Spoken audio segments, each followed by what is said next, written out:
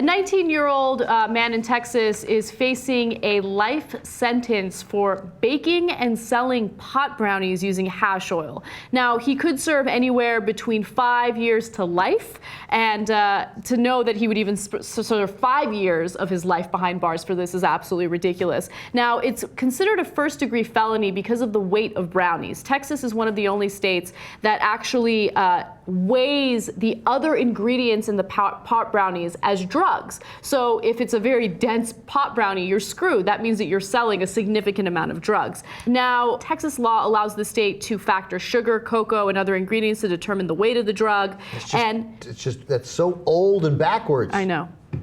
I mean, what the fuck, man? That's just because they wanted to put these people away whenever that law was written, whether it was the war on drugs in the 1980s or in the 1960s, but it was out of panic. Like, you want to stop kids, you want to fight heroin, go ahead. No one's arguing to legalize heroin seriously right now. That's a higher level, weighty conversation about, right. But this is dumb. This kid didn't do anything wrong. It's a pot brownie. He's 19 years old. His name is Jacob Lavoro, by the way, and his father, Joe Lavoro, is like, look, I'm a conservative dude. Like, I fought in Vietnam, but this is absolutely crazy.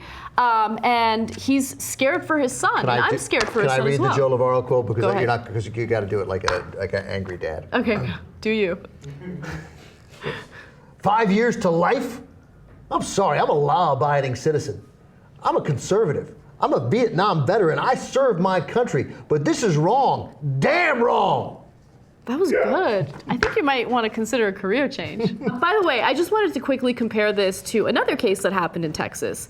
So in Texas, 16-year-old Ethan Couch went to Walmart, stole liquor, got drunk, went in a car with a bunch of his friends, drove drunk, and then crashed into 4 people on the side of the road, killing them.